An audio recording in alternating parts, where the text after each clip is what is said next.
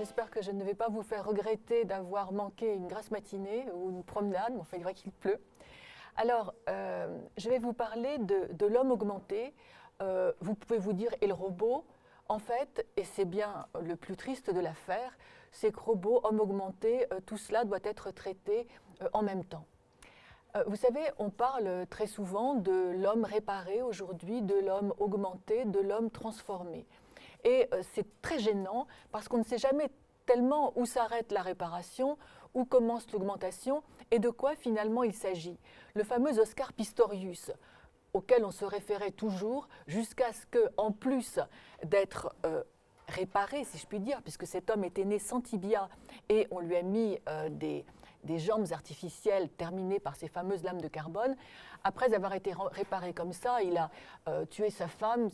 On hésite un petit peu à se référer à lui. Enfin, intéressons-nous seulement à l'homme réparé. Oscar Pistorius a donc été réparé. On dit réparé eu égard à l'idée d'un homme complet. Il n'avait pas de tibia.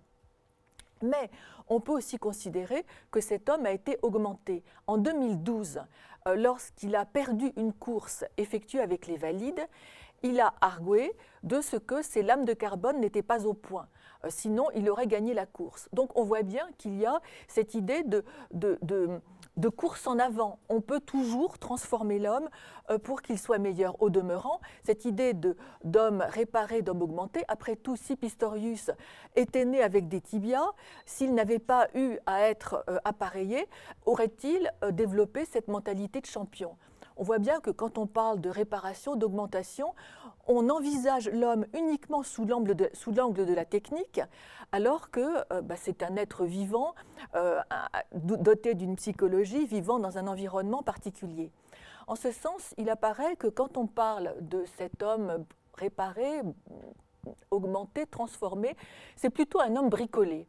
Bricolé au sens de Claude Lévi-Strauss, c'est-à-dire je ne bricole pas ma voiture, mais je bricole une voiture. Donc on bricole un homme, et c'est vrai pour deux raisons. Enfin c'est vrai, l'image n'est pas fausse pour deux raisons. La première, c'est qu'on a de plus en plus une vision mécaniste de l'homme. Vous savez, c'est Atlan, le biologiste Henri Atlan, qui définit l'homme comme un système cybernétique ouvert. Bon alors on peut changer des pièces, et changer des pièces toujours vers le mieux. Et puis la deuxième raison, c'est qu'on n'a plus la notion de maîtrise. Vous savez, la maîtrise est une notion cartésienne, donc au XVIIe siècle. L'homme veut se rendre maître et possesseur de la nature, et la maîtrise a quelque chose de profondément rassurant. D'ailleurs, à la fin du XIXe siècle, c'est-à-dire lorsque les progrès scientifiques et techniques étaient palpables, visibles pour tout le monde, il y avait des gens qui disaient « il faudrait s'arrêter, ça va trop vite, réfléchir et reprendre la maîtrise ». La notion de maîtrise n'a plus aucun sens aujourd'hui. Et j'ai apporté une citation de Jean-Michel Dupuy qui, après Avital Ronel, dit que la science aujourd'hui n'est jamais qu'un projet démiurgique fait de toutes les techniques de manipulation de la matière, atome par atome. Il aurait pu dire gène par gène, bit par bit. En ce sens, aujourd'hui, la science pensée sous l'égide des NBIC, nanotechnologie, biotechnologie, sciences de l'information et de la communication et sciences cognitives, il n'y a pas cette maîtrise, on expérimente, on part à l'aventure. Donc, toute cette vision d'une science aventureuse s'applique désormais à l'homme. Et c'est effectivement assez inquiétant. Alors le public dit « oui, mais il y a toujours la barrière de l'éthique ». Et c'est Sartre qui définissait l'humanisme comme prendre l'homme comme fin et mesure de toute chose. Mais, et c'est ce que je voudrais vous montrer, on ne sait pas tellement définir l'homme. Si l'un d'entre vous est capable de définir l'humanité de l'homme, il me fera bien plaisir, car on ne sait pas véritablement définir l'homme. Henri Atlan, par exemple, le définit comme interaction entre des molécules. Il ne parle pas d'une exception humaine. Donc l'humanisme ne fonctionne pas très bien et nous avons aujourd'hui acquis la possibilité de toucher à l'humanité. On peut changer l'humanité. Vous me direz, ben oui, c'est vrai depuis toujours.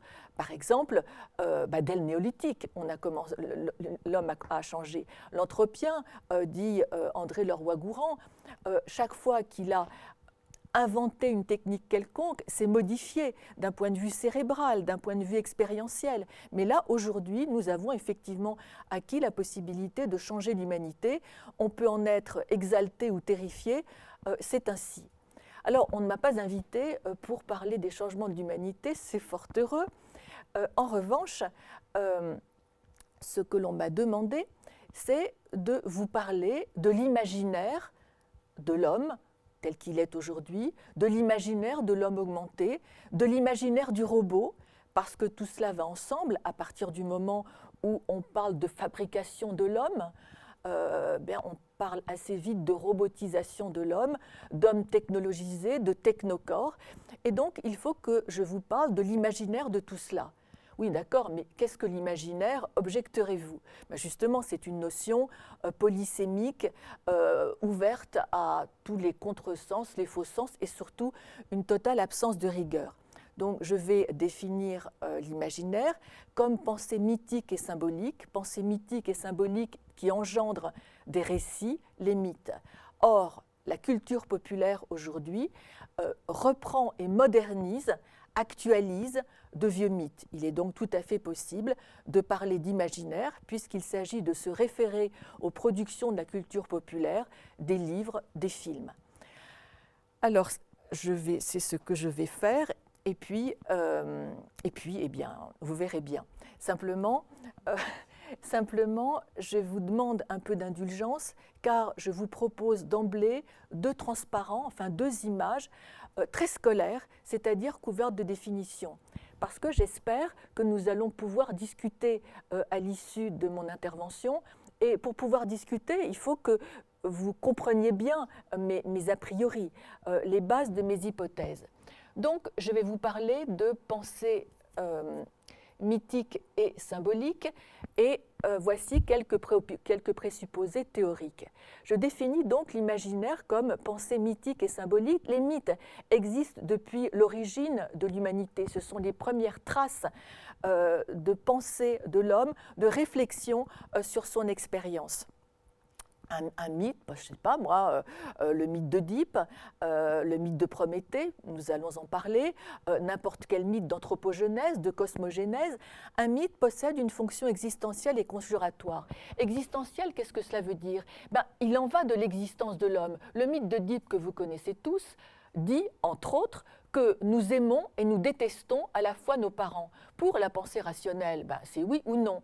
La pensée rationnelle, scientifique, est mue par le principe de non-contradiction. Le mythe restitue une expérience qui est généralement conflictuelle. La pensée mythique est conjuratoire. Elle évacue l'absurdité. Par exemple, nous disons que si l'humanité est soumise au travail, à la sexualité, à la mort, c'est à cause du péché d'Adam et Ève. Les Dogons disent que c'est parce que le chacal a copulé avec la terre-mère. Les deux explications se valent, elles sont différentes, mais globalement, elles satisfont le public qui les entend. Les mythes sont l'unique horizon de compréhension du monde pour les sociétés dites premières. Elles ont une fonction philosophique, esthétique, juridique, dans tous les domaines. Mais elles subsistent dans les sociétés complexes parce qu'elles admettent la contradiction qui est propre à l'expérience humaine. Donc, nous expliquons le monde à l'aide de nos sciences, mais également les mythes nous permettent de rendre compte des contradictions à l'œuvre dans notre expérience. Par exemple, le mythe d'Oedipe continue à nous être utile. Alors, la pensée mythique, qui est l'imaginaire, n'est pas, j'ai noté ici, créatrice comme l'imagination. Il y a du tout fait dans cette faculté dont les productions constituent le conservatoire du patrimoine culturel d'un peuple ou d'une civilisation. Mettons-nous au XIXe siècle. Le XIXe siècle est défini comme prométhéen. Il est toujours question du mythe de Prométhée. Alors pensez par exemple Eugène Sue, Les Mystères de Paris, Monte Cristo de Dumas, ou plus tard les histoires de Maurice Leblanc, les Arsène Lupin. Il est toujours question du stéréotype prométhéen. Prométhée, c'est un démiurge qui est en lutte, en révolte contre son père, qui veut fonder la société, mettre plus d'ordre et de justice. Il a généralement finalement, il est en conflit avec une femme, il respecte la mère, la femme pure, est séduit par une femme fatale, et puis finalement, il rentre dans le rang et obtient le pardon de son père. Cette histoire prométhéenne, on la raconte tout au long du XIXe siècle. C'est tellement vrai que durant le romantisme français, il y a 70 ouvrages qui portaient le nom de Prométhée. Compte tenu de tous ceux qui n'avaient pas le mot Prométhée dans le titre, vous imaginez, tout ce siècle a été fasciné par cela. Quand vous lisez un roman policier, par exemple ceux de Maurice Leblanc, qui mettent en scène Arsène Lupin, personnage prométhéen, vous ne découvrez pas une psychologie particulière. Vous savez exactement qui est ce personnage, que vous reconnaissez autant que vous le connaissez. Simplement, la culture populaire suit des stéréotypes et toute l'invention se trouve dans les péripéties dans lesquelles sont plongés ce stéréotype. Là, c'est ce que j'ai essayé de démontrer dans mon travail. Il n'y a pas de nouveau mythe. Tout mythe réputé moderne n'est que la réactivation d'un ancien récit sous l'aspect congru à la période concernée. Prenez le mythe de Don Juan. Vous savez, on dit que c'est un mythe moderne. Voyons, il est arrivé au XVIIe siècle, créé par Tirso de Molina. Eh bien, analysez-le, vous verrez que toutes les séquences à l'œuvre dans ce mythe sont reprises du mythe de séduction biblique dans le 3e chapitre de la Genèse. Je n'ai pas trouvé, et puis j'ai souvent demandé à d'autres, je n'ai pas trouvé de nouveaux mythes. On récupère, on réactualise d'anciens mythes qui nous fascinent justement parce qu'ils exprime un vieux problème propre à notre expérience. Et toute civilisation, à chaque étape du développement de sa culture, élit un imaginaire dominant, fait d'un mythe majeur et de sa constellation de mythes, contes et utopies. Et cet imaginaire réagit au modèle culturel et traduit l'expérience de l'époque concernée. C'est exactement ce dont nous allons parler. C'est-à-dire que ce que je voudrais vous montrer, je vous l'ai dit au départ, c'est l'imaginaire de notre époque. Est-ce qu'il n'y a pas un mythe qui nous fascine et que nous scrutons comme s'il recélait l'énigme de notre propre condition? Oui, c'est le mythe du golem, devenu le mythe du robot, qui est recyclé sans arrêt dans les productions de la culture populaire, dans les films, 2001, l'Odyssée de l'espace, Blade Runner, Her, Transcendance, etc. Je prendrai exprès des films à grand spectacle. Alors, pour terminer, il y a des mythes qui sont pérennes, comme le mythe d'Oedipe, celui de Narcisse, celui de Tristan et Iseut, qui est le mythe de la fondation de l'amour-passion dans la culture occidentale. On en a toujours besoin. Alors, si vous songez par exemple à l'interprétation freudienne du mythe d'Oedipe, ce n'est jamais qu'un récit de plus, si vous voulez. Mais on n'arrête pas de raconter cette histoire parce qu'on en a toujours eu besoin, puisqu'elle traduit notre expérience finalement de notre rapport avec nos parents, notre expérience de la vie. Nous sommes enfants de nos parents, nous appartenons également à une terre. Enfin, je n'ai pas à rentrer dans le mythe d'Oedipe maintenant.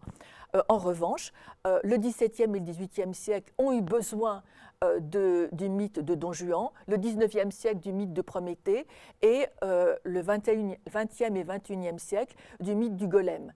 Alors, vous pouvez vous demander, mais comment sait-on qu'un mythe domine ? La réponse, c'est quand vous avez une véritable dégelée de versions de ce récit. Le professeur Brunel a publié un dictionnaire de Don Juan dans la collection bouquins, épais comme ça. On répète Don Juan. Alors, de très grandes œuvres, comme Don Giovanni de Mozart, Don Juan de Molière, des œuvres moins importantes. Au XIXe siècle, des Prométhées en veux-tu, en voilà. Puis à la fin du siècle, ça se termine, c'est comme une bougie qui s'éteint, et puis le golem démarre. Et on n'a pas fini avec notre golem. Pardon. Alors peut-être, en guise d'entraînement, puis-je vous parler un peu de Don Juan et surtout de Prométhée. Don Juan, ça ira très vite.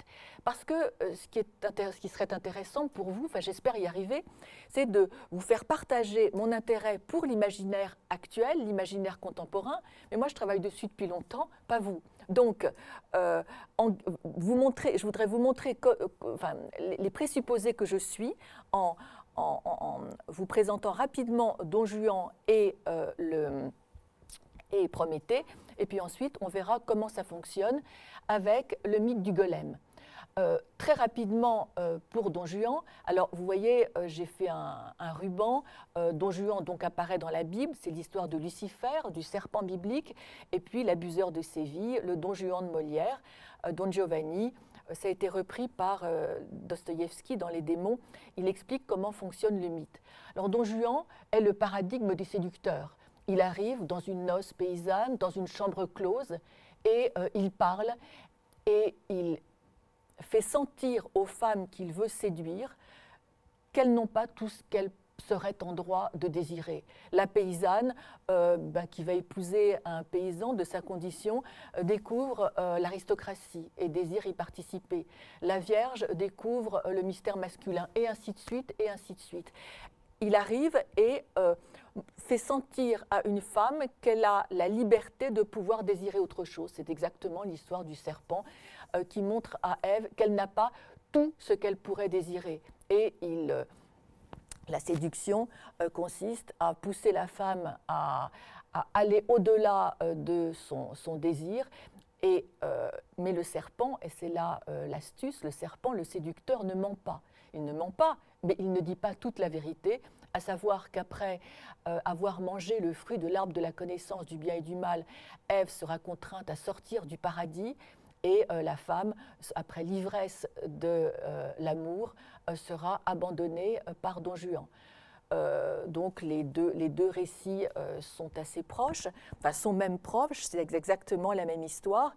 Et puis, effectivement, le serpent, c'est Lucifer. Souvenez-vous de Don Juan, qui transgresse toutes les lois divines et humaines, qui raille en permanence l'ordre, la différenciation, jusqu'à ce qu'il contraigne Dieu à ce miracle ardent sous les traits du commandeur. Dieu va chercher Don Juan qui refuse de se repentir et il l'emmène porté dans les flammes. En d'autres termes, Don Juan qui veut tout se retrouve dans la totalité, dans l'indifférenciation des flammes. C'est exactement comme l'histoire du serpent de Lucifer, cet ange radieux qui lutte contre Dieu et qui finalement passe de la splendeur de la lumière aux ténèbres, mais il refuse véritablement le monde de la différence. Je n'insiste pas davantage sur Don Juan, simplement je voudrais poser la question de savoir pourquoi les XVIIe et XVIIIe siècles se sont intéressés à cette histoire. Enfin, c'est quand même curieux, les gens ne voulaient entendre que ça. Et effectivement, le XVIIe siècle, c'est le siècle de la fondation de l'esprit scientifique. C'est la fondation de la modernité. Avant le XVIIe siècle, que se passait-il? Il y avait un essaim de science. L'homme était supérieur à l'animal qui était supérieur au végétal, mais l'homme était inférieur aux astres. Et il y avait autant de sciences que d'individus. Si par exemple vous vous étiez promené dans la forêt, vous trouviez une plante d'aconite, vous la déterriez, le bulbe qui était à l'extrémité des racines évoquait une paupière fermée. Vous dites, ben voilà, cette plante est bonne pour soigner les yeux, parce que ça ressemble à une paupière, et les yeux ont un rapport avec les astres. Vous aviez un essaim de science, et la vérité n'était jamais que dévoilement. Avec la science moderne, l'homme devient le tribunal des objets du monde. C'est le sujet qui projette une grille mathématique, une grille herméneutique sur le monde, et tout ce qui pourra être connu par le biais des mathématiques, par le biais de l'ordre et de la mesure, sera connu. Et à partir du XVIIe siècle, le monde scientifique existe, régi par les mathématiques, et la loi, l'ordre, la différence règnent en maître. Alors, tout le monde en était bien persuadé, c'était assez reposant, il reste que on avait la nostalgie de la confusion, la nostalgie de ce monde plein de correspondances, de congruences, de symbolisme que l'on avait quitté, qui était celui de la Renaissance. En d'autres termes, on aimait ce mythe car il traduisait finalement une nostalgie d'un monde qui avait disparu. Maintenant, évoquons Prométhée. Vous connaissez tous le mythe de Prométhée et je vais alors, est-ce que c'est lisible ? Je vais revenir sur ce mythe en séquence. En séquence parce que c'est Lévi-Strauss, avec sa pensée structurale, qui a eu l'idée de lire les mythes de cette façon. Dans ce mythe, le mythe de Prométhée, que je vais après vous montrer que je vais lire de façon plus facile en le divisant en deux, vous avez toute l'histoire qui se lit de gauche à droite et de haut en bas. Et simplement, l'histoire est divisée en grandes séquences. La transgression, la punition, le savoir, la prévision, l'ordre du monde. Alors, allons-y. Prométhée n'a pas participé à la guerre entre les Titans et les Olympiens. Zeus voulait rejeter les hommes. À ce moment-là, l'humanité n'existait pas, il n'y avait pas encore de femmes, mais il y avait des gens qui jouaient le rôle des hommes, et Zeus en a assez et dit il faut décider de la part des hommes et de la part des dieux. Prométhée travaille avec son frère Épiméthée qui distribue les poils, les plumes, les griffes, etc. à tous les animaux. Il ne reste rien pour les hommes. À ce moment-là, Prométhée dit qu'il veut les aider et il va proposer aux hommes le feu et les graines. Alors Prométhée commence par tromper Zeus à Méconée. Pour décider de la part des hommes et des dieux, Prométhée abat un bœuf, il fait 2 parts. Une première part, il y a la viande qu'il recouvre de la peau pleine de poils, mal appétissante, et il fait une autre part, ce sont les os recouverts de graisse blanche. Il demande à Zeus de choisir, et Zeus feint de se laisser avoir, il choisit les os. Ça veut dire que les dieux auront les os. Lorsqu'on fait un sacrifice, ils auront la fumée parfumée montant de la consommation de la viande. Ils n'auront pas de nourriture tangible, alors que les hommes auront la viande. Et effectivement, on remplit de viande le gastère, c'est-à-dire l'estomac du bœuf, et l'homme aura une vie dominée par la viande. Prométhée, grâce à Athéna, rentre dans l'Olympe, il vole des semences à Déméter et il vole du feu à Zeus. Zeus voulait priver les hommes de sa foudre, mais en fait, les hommes, grâce à Prométhée, ont le feu. Ils ont le feu, ils ont la viande, ils ont le pain. Zeus, pour se venger de Prométhée, l'enchaîne sur le Caucase. Un aigle dévore tout le jour le foie de Prométhée qui repousse la nuit. Prométhée a l'air de s'en fiche, il insulte les dieux et leur dit que de toute façon, il a un secret qui fera plier Zeus. Zeus, furieux, envoie Pandora aux hommes. En effet, il décide de faire la chose la plus belle qu'il soit. Il sculpte de la glaise et ça devient une femme. Tous les dieux lui donnent quelque chose, et notamment Aphrodite lui donne sa ceinture.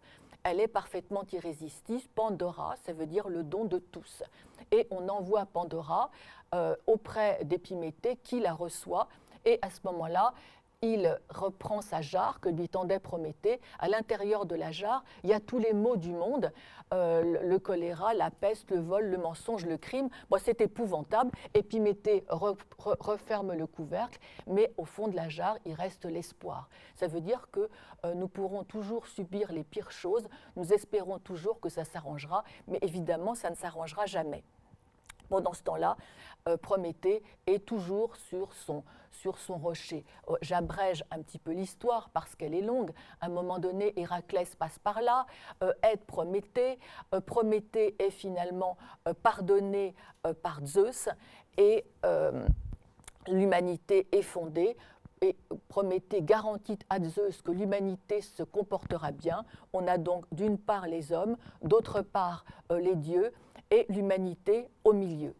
Donc le mythe, vous le connaissez, nous devons arriver au mythe du golem, donc j'abrège ici. Simplement, il faut interroger la raison, l'utilité de ce mythe. Imaginez, nous sommes au XIXe siècle, ce mythe, il est raconté absolument sans arrêt par Victor Hugo. Victor Hugo pense même que Prométhée, c'est Napoléon. De quoi s'agit-il ? On a, au XIXe siècle, une sorte d'ivresse. Les gens se disent, bon, c'est formidable, avec, non pas la technique, la notion de technique n'apparaît pas du tout. Avec la science, on va pouvoir posséder le monde, le produire, le transformer. Le monde est véritablement à nous, c'est la révolution industrielle, c'est la révolution capitaliste, il y a le télégraphe, il y a le chemin de fer, et on aura beaucoup d'autres choses. Donc, c'est tout à fait extraordinaire. Et il y a un enthousiasme fou, et les grands écrivains, Hugo et les autres, racontent toute l'histoire du mythe de Prométhée que j'ai essayé très rapidement d'esquisser devant vous, mais généralement, il s'arrête à l'histoire de Prométhée insultant les dieux sur le Caucase. C'est-à-dire qu'il y a véritablement cette transgression contre un ordre qui vous pèse. On en a assez de la nature de cette radoteuse, que le monde soit véritablement humain. Et c'est très intéressant, il ne raconte pas la suite. la suite, c'est-à-dire en gros, Prométhée qui dit bon, bah, écoute, bon d'accord, et il se soumet à Zeus. D'ailleurs, Zeus le coiffe d'un diadème ou lui met une bague faite du métal de ses chaînes. Donc le pardon de Zeus n'y est pas du tout. Et les gens de l'époque, je reviens au XIXe siècle, donc racontent pas ça, mais face au progrès technique, ont une attitude un petit peu ambiguë, mais ils ne l'avouent pas. En gros, c'est formidable. On va conquérir le monde entier, mais pourvu que ça se passe bien. On va quand même un peu vite. Oh là là, pourvu qu'on ne joue pas à l'apprenti sorcier. Et c'est une peur qui tenaille le XIXe siècle, qui monte, et qui est traduite par le mythe de Prométhée. Les gens qui écoutaient le mythe de Prométhée ou qui le voyaient au théâtre comprenaient en gros que leur espoir était contrebalancé par une crainte. On est très heureux de ce progrès technique, mais pourvu que ça se termine pas mal, pourvu qu'on ne joue pas à l'apprenti sorcier. Et le mythe sans arrêt raconté traduit cette ambivalence de l'expérience, ce conflit à l'œuvre dans l'expérience. On entend bien la transgression. Prométhée volte, insulte, Héraclès tire une flèche sur le vautour. Donc ce qu'on veut, c'est la différenciation, oui, mais cette transgression a appelé une punition. On sait prévoir, la science projette finalement ses volontés sur l'avenir. Ben oui, mais l'ordre du monde nous rappelle assez rapidement à l'ordre. Donc, au XIXe siècle, on a cette espèce d'inquiétude qui nerve en quelque sorte la vision du monde. Il n'empêche que le XIXe siècle est un siècle heureux, parce qu'il y a l'ordre du monde, certes, il y a la transgression, certes, mais quand même, les dieux garantissent l'ordre du monde, les hommes veulent transgresser, et puis on a Prométhée au milieu, Prométhée qui a une vocation finalement d'intermédiaire, une vocation un peu christique. Et maintenant, mon introduction est finie, j'arrive véritablement dans le vif du sujet. Alors, figurez-vous qu'à la fin du XIXe siècle, on raconte donc entièrement le mythe de Prométhée, je vous le disais. Et ça n'intéresse plus personne. On n'écrit plus Prométhée. C'est assez curieux. Le mythe a fasciné, comme Don Juan avait fasciné. Là, c'est fini. Et on se met à raconter un mythe qui est celui du golem, un très vieux mythe d'origine juive, et d'ailleurs je le raconte sous la forme juive, un très vieux mythe qui apparaît donc, dans les dernières années du XXe siècle et du XIXe, et tout au début du XXe siècle. Alors là c'est très bizarre, on a l'impression que ça surgit de rien. Il y a des pièces de théâtre, un opéra, un film, 2 films de Wegener, de Paul Wegener, d'Ergolem. On n'en a plus trop entendu parler, mais en gros, les 20 premières années du XXe siècle ne parlent que de golem. Alors, le mythe du golem, vous le connaissez tous. Un homme fait une créature à son image, c'est un golem, et l'anime. Il n'a pour elle aucun sentiment paternel ou affectueux. La créature est réputée monstrueuse, elle acquiert une puissance supérieure à celle de son créateur et devient sensible. Elle se rebelle contre l'injustice de sa condition, il faut la détruire. Alors j'ai mis de l'hébreu en bas, car dans la version juive du mythe, le démiurge, cet homme qui fait une créature à son image, c'est un rabbin, on l'appelle le Maharal de Prague. Maharal de Prague, c'est un acronyme, c'est notre maître, le rabbin Love, et ce rabbin, donc, pour animer la créature qui est anglaise, écrit sur son front Émet, qui veut dire vérité. En rouge, là, il y a l'aleph, c'est comme le alpha grec, et quand on enlève le aleph, eh bien, il n'y a plus que Met, qui veut dire mort. Voilà que ce récit, alors mettez-vous dans l'atmosphère, le 19e siècle s'achève, on est dans la deuxième révolution industrielle, celle de l'électricité, et on se met à se fasciner pour ce mythe. Alors très bizarrement, il y avait une première apparition de ce mythe au 19e siècle, en 1818, avec Frankenstein de Mary Shelley. C'est effectivement l'histoire de Frankenstein. Et puis en 1887, avec L'Ève future de Villiers d'Isle-Adam. Le plus curieux, c'est que Mary Shelley, qui était géniale, athée d'ailleurs, était persuadée qu'elle avait repris le mythe de Prométhée. Elle avait dit Frankenstein ou le Prométhée moderne. Et alors c'est une prescience étonnante parce que qu'est-ce qu'un Prométhée moderne ? Eh bien, c'est un Prométhée sans Dieu. Qu'est-ce qu'un Prométhée sans Dieu ? C'est un savant fou. C'est quelqu'un qui n'est pas en transgression contre un ordre, c'est quelqu'un qui fait un truc, en l'occurrence un homme artificiel, on va bientôt dire un robot, mais comme ça, quoi, sans être surveillé par une puissance supérieure. Quand vous transgressez sans modèle à transgresser, ben vous êtes effectivement un savant fou. Donc Marie Shelley avait suivi le mythe de Prométhée, et ce qui est très intéressant et qui vous aurait paru bizarre si je ne vous avais pas dit tout ce qui précède, même en allant vite, c'est qu'elle n'a absolument pas eu conscience de se référer au mythe du golem. Pourtant, elle l'a fait. Car en effet, les mythes, nous les connaissons tous, nous sommes familiers avec les mythes. On les connaît généralement sous la forme des contes de fées, qui sont des mythes dégradés, désacralisés. Mais on connaît tous les mythes, on n'est jamais surpris, on connaît toujours déjà l'histoire. Et elle a pris le chemin de ce mythe du golem. Alors ce mythe du golem, comme je vous le disais, il va être raconté sans arrêt au début du XXe siècle, sous la forme de pièces de théâtre, d'opéra, etc. Et puis en 1920, le dramaturge tchèque Karel Čapek va écrire Rour. C'est un anagramme pour dire Rossum Universal Robot. Il va raconter une histoire de robot et c'est en fait un homme qui fabrique une créature, puis ensuite beaucoup de créatures à l'image de l'homme, ce sont les robots. Et puis, les robots vont prendre le contrôle de l'humanité. Enfin, vous connaissez toujours déjà l'histoire. Sauf qu'il ne savait pas comment appeler son golem et il a demandé à son frère quel nom je pourrais donner. Et il lui a dit robot, parce que robota, ça veut dire travail forcé, serf, esclave, en tchèque. Donc le mot golem va dégager et on va utiliser le terme de robot. Alors maintenant, avant d'arriver à notre époque, il est temps, cette fois-ci posément, de reprendre toute cette histoire. Alors, comment analyse-t-on un mythe, justement?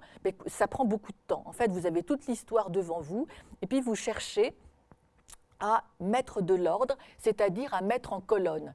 Vous mettez dans une colonne, là pour le mythe du golem, tout ce qui relève de la thématique démiurge, un démiurge sans Dieu est un savant fou.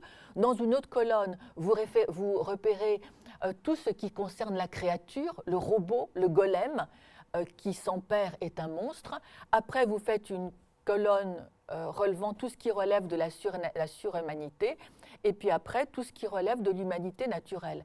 Ça a l'air tout simple comme ça, mais ça prend énormément de temps parce que le mythe mélange tout, l'histoire mélange tout, et il faut essayer de trouver sa cohérence.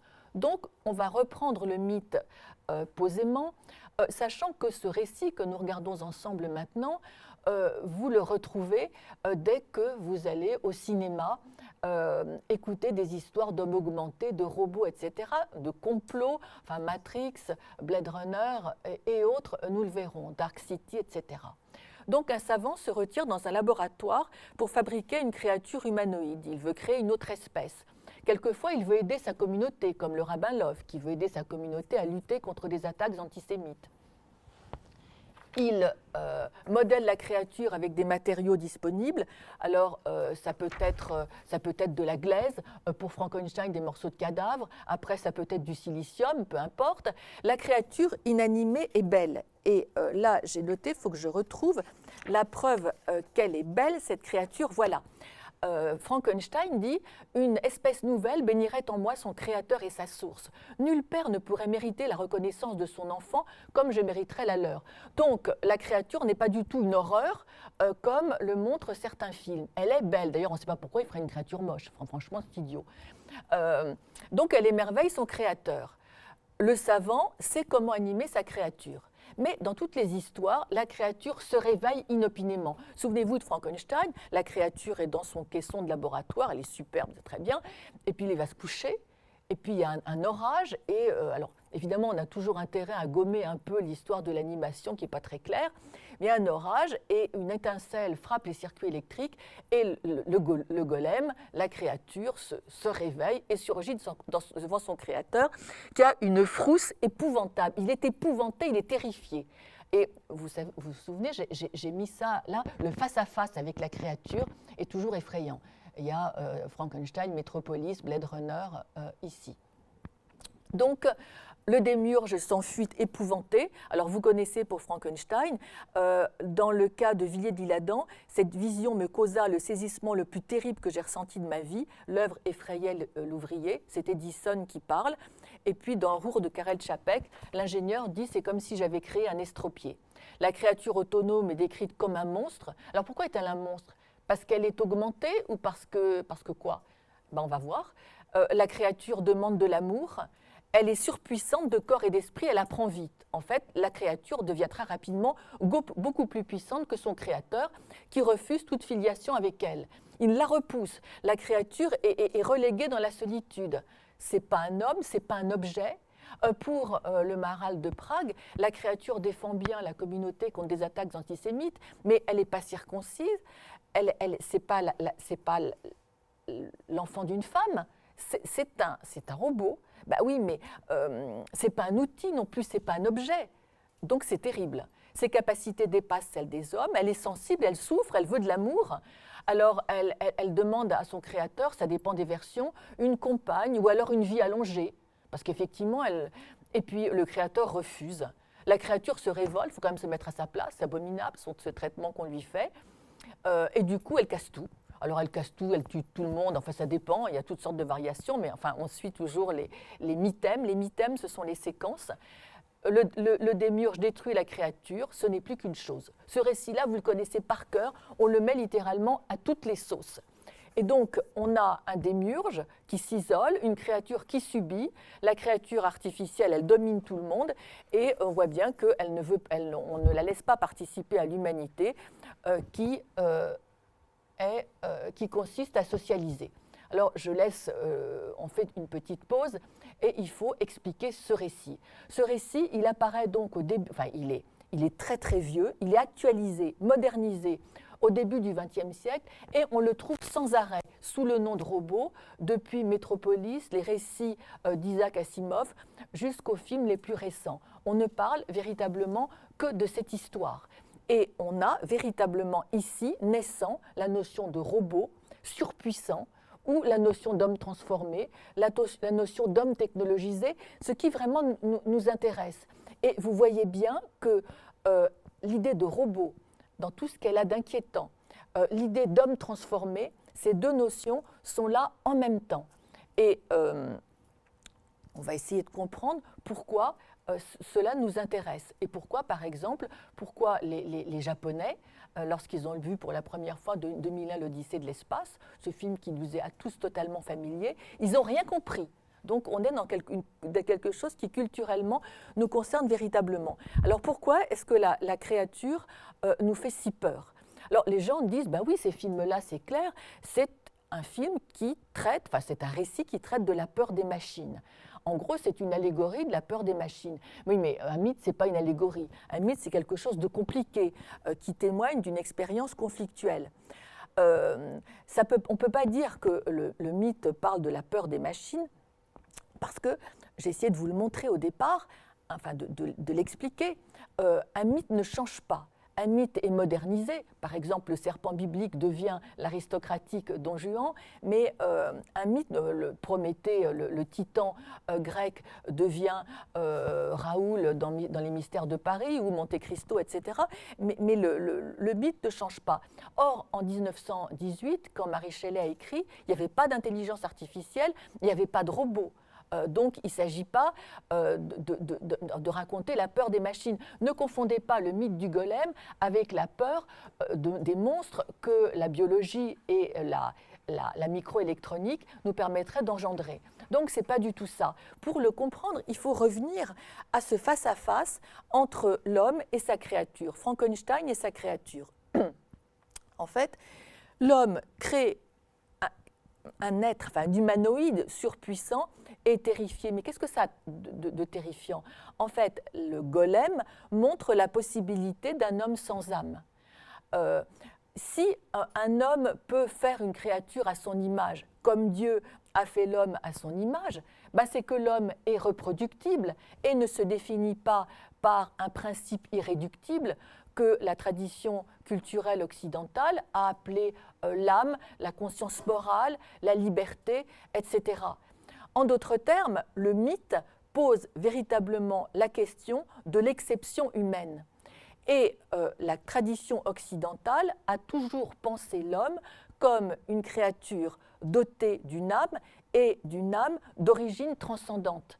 C'est-à-dire, quand on parle de l'âme, alors bien sûr c'est ringard, c'est obsolète, mais pas tant que ça finalement. Quand on parle d'âme, de conscience morale, d'exception, ce qui fait que l'homme est ce qu'il est, on considère que l'âme est d'origine transcendante, ce qui n'est pas le cas des Japonais. Les Japonais n'ont absolument pas compris les films qui font nos délices, enfin ça dépend, certains peuvent ne pas les aimer, mais ils interpellent, si je puis dire. Ils n'ont pas compris parce que pour eux, les robots sont des créatures d'amicaux auxiliaires. Un robot, bon, on le fait pour nous aider. Pourquoi en aurait-on peur ? Mais c'est que nous avons mélangé, à cause de Karel Čapek, le robot et le golem en tant que tel. Les Japonais sont animistes, c'est-à-dire qu'ils pourvoient tout d'une âme, et l'âme n'est jamais d'origine transcendante. Donc il n'y a aucune raison de prouver de l'inquiétude avec ce mythe. Alors pourquoi est-ce que Marie Shelley l'a proposé au XIXe siècle ? Parce qu'elle voulait dénoncer la surestimation de la science et de la technique par opposition à la sous-estimation des questions de morale et de société. Donc pour elle, le mythe elle a utilisé le mythe et lui a donné une vocation éthique. Quand Karel Čapek a repris ce mythe, il a montré que les hommes utilisaient les robots et, ce faisant, leur faisaient faire tout ce qui les embêtait eux-mêmes, en sorte que l'humanité s'est avelie. On a tout laissé faire par les robots. On peut dire que Karel Čapek reprend la dialectique hegélienne du maître et de l'esclave. Lorsque le maître donne tout à faire à son esclave s'humanise en quelque sorte, acquiert sa dignité de par la connaissance de son propre travail, alors que le maître devient complètement stupide à s'engraisser tout seul, et il y a changement, c'est-à-dire que l'esclave devient maître. C'est en gros ce que Karel Čapek veut dire. Alors que dans le cas du mythe du golem tel qu'on le ressent aujourd'hui, tel qu'il apparaît aujourd'hui, on a une sorte de résonance avec ce que nous vivons.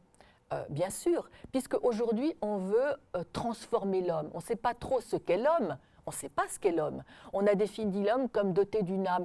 C'est une notion forte. Un mot d'amour très ancien, qui est un petit peu perdu aujourd'hui, consiste à appeler l'être aimé mon âme, c'est-à-dire cette spécificité, ce mystère de l'individu.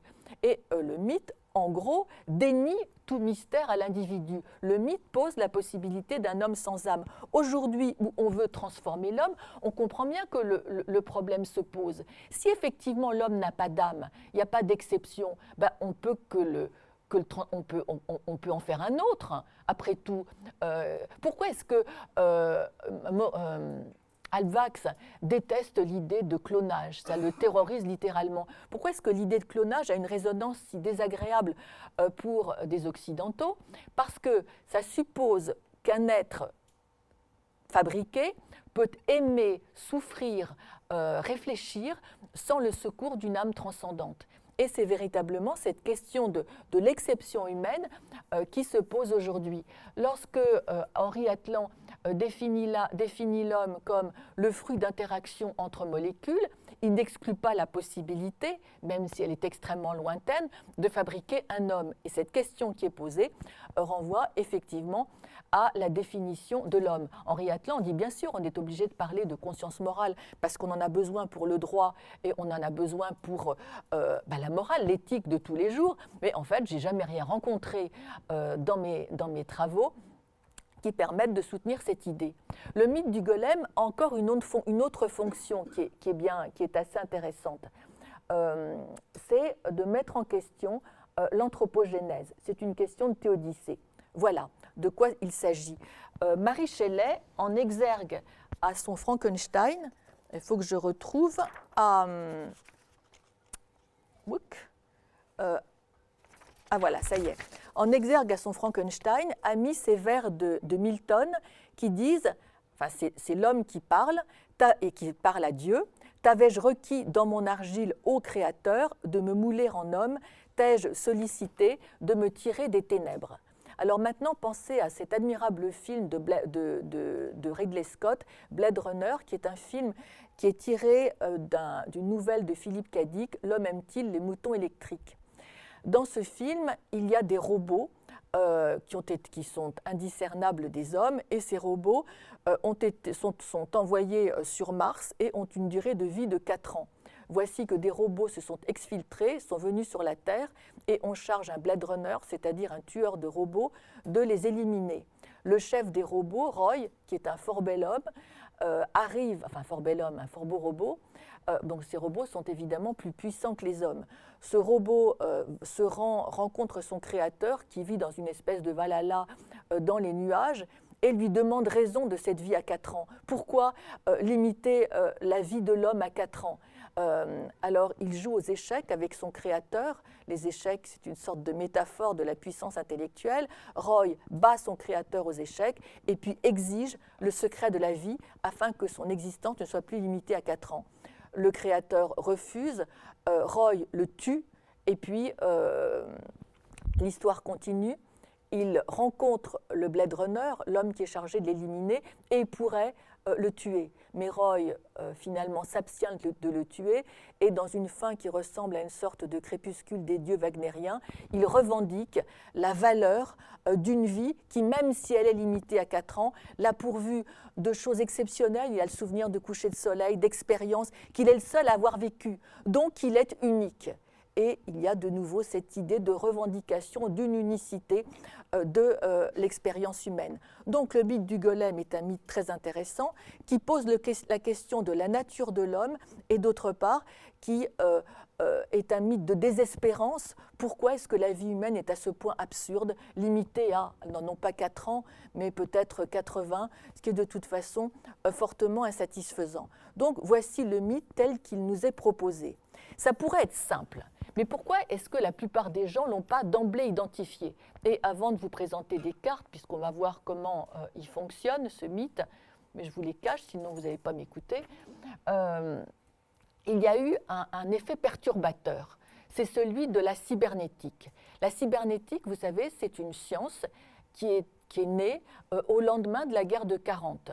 Norbert Wiener, voilà, je ne sais plus son nom, ben voilà, c'est Norbert Wiener, voilà. Norbert Wiener est son fondateur.